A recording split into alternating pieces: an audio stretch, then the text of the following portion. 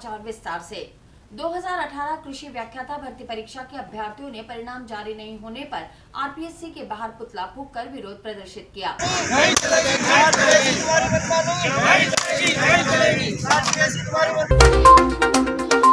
2018 कृषि व्याख्याता भर्ती परीक्षा के अभ्यर्थियों ने परिणाम जारी करने की मांग को लेकर पुतला फूंका और प्रदर्शन किया। अभ्यर्थियों ने बताया कि 3 महीने से अधिक समय से वे संघर्ष कर रहे हैं, लेकिन सरकार के कान पर जूं नहीं रेंग रही है, इसलिए उनका विरोध प्रदर्शन जारी रहेगा।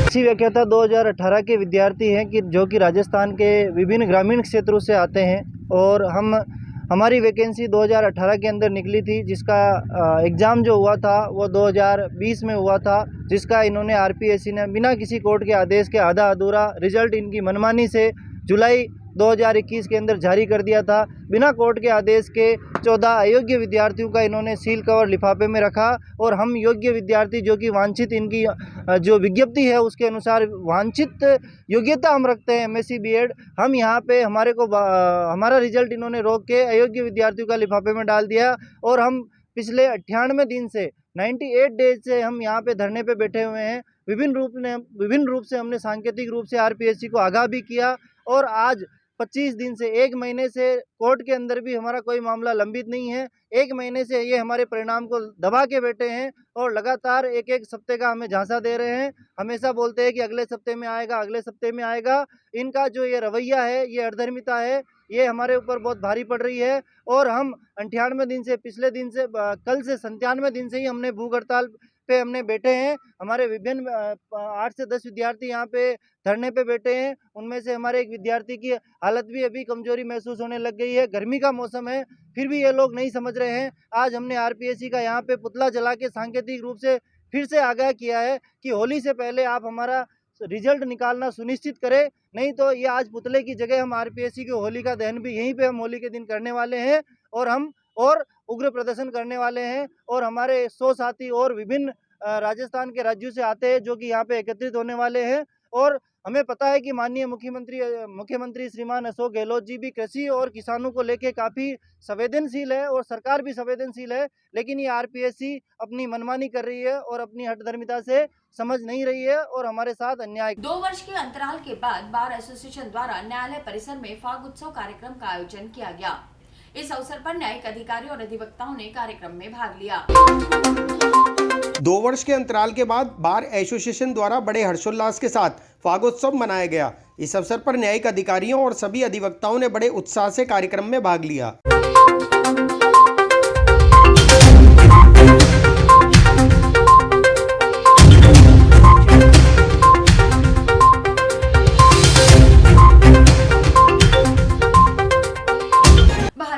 पार्टी अनुसूचित जाति मोर्चा ने नगर निगम आयुक्त को ज्ञापन देकर वार्ड 53 के लोगों को जल्द से जल्द पट्टा दिलाने की मांग की। भारतीय जनता पार्टी शहर जिला अनुसूचित मोर्चा द्वारा नगर निगम आयुक्त को ज्ञापन दिया गया। ज्ञापन में वार्ड 53 में पट्टे दिलाने की मांग की गई। वार्ड वासियों ने बताया कि 150 लोगों द्वारा पट्टे के लिए आवेदन किया गया है, लेकिन आज तक उन्हें पट्टे नहीं मिले।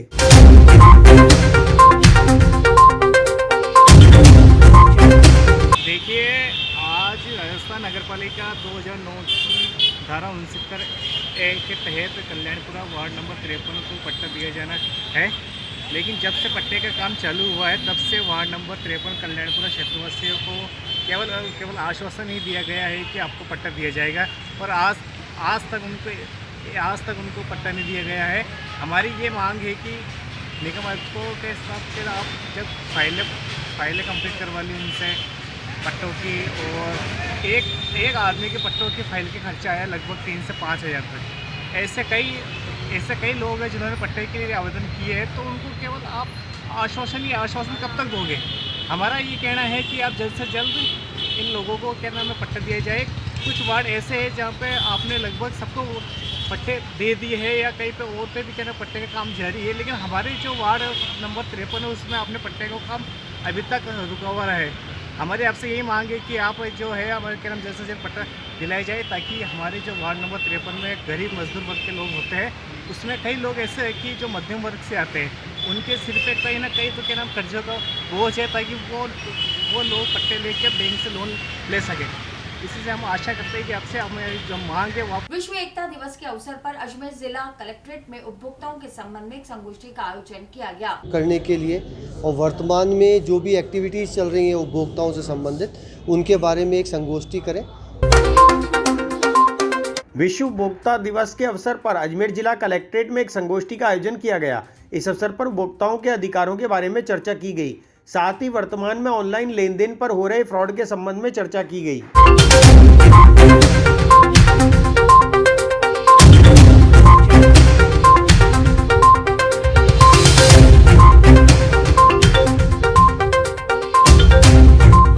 मार्च को विश्व उपभोक्ता दिवस मनाया जाता है और यहाँ पे संभाग स्तरीय उपभोक्ता संरक्षण अधिकारी के रूप में मुझे ये दायित्व मिला था कि हम उपभोक्ताओं को जागरूक करने के लिए और वर्तमान में जो भी एक्टिविटीज़ चल रही हैं उपभोक्ताओं से संबंधित उनके बारे में एक संगोष्ठी करें।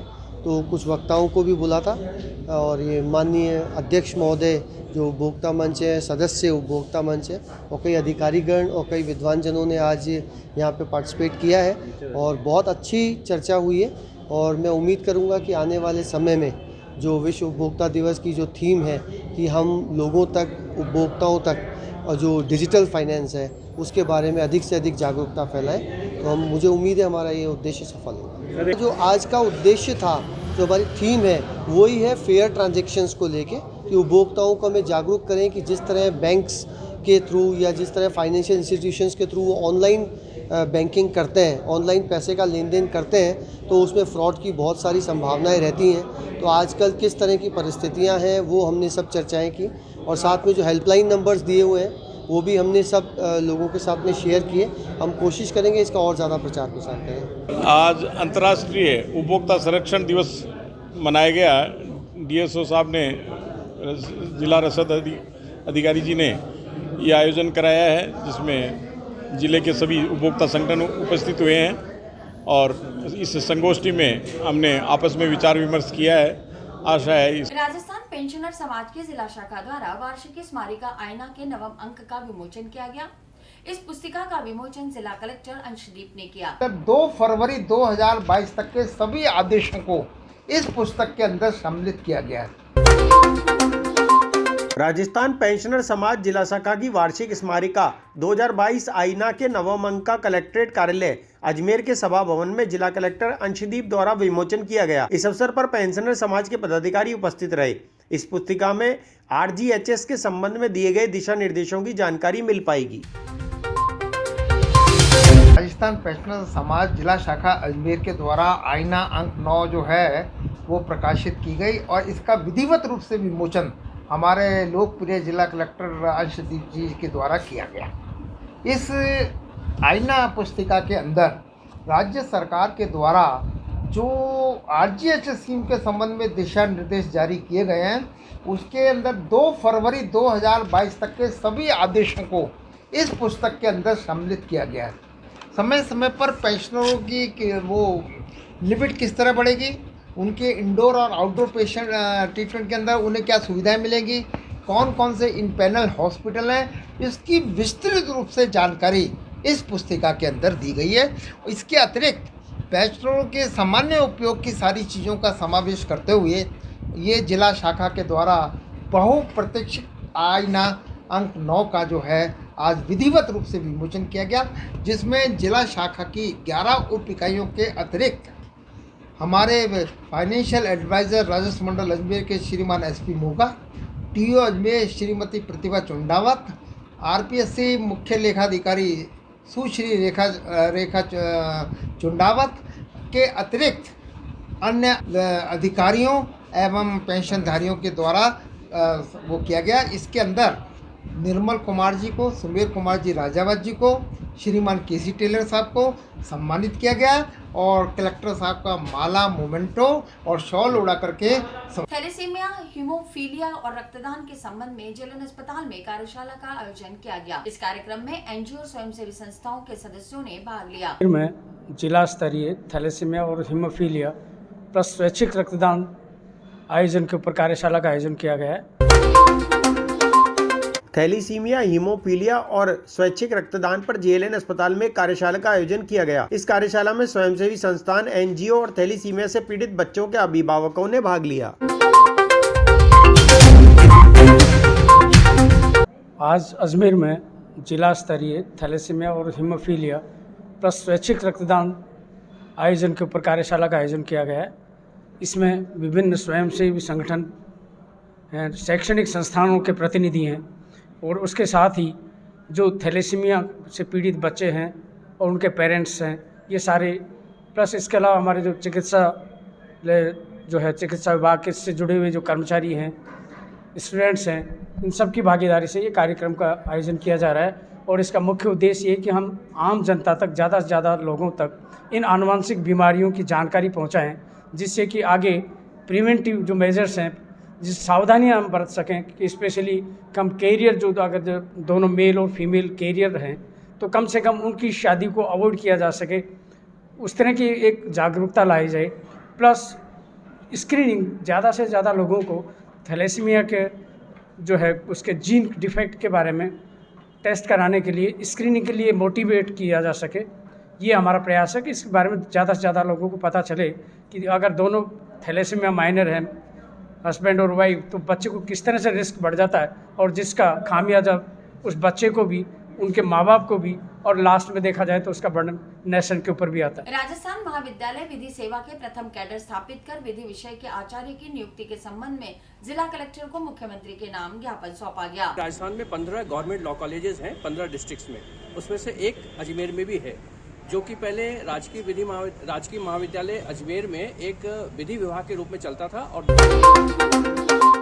राजस्थान महाविद्यालय विधि सेवा का प्रथम कैडर स्थापित कर विधि विषय के आचार्यों को डीपीसी द्वारा प्राचार्य पद पर प्रोन्नत कर राजकीय विधि महाविद्यालय में प्राचार्य की नियुक्ति के संबंध में मुख्यमंत्री के नाम जिला कलेक्टर को ज्ञापन सौंपा गया।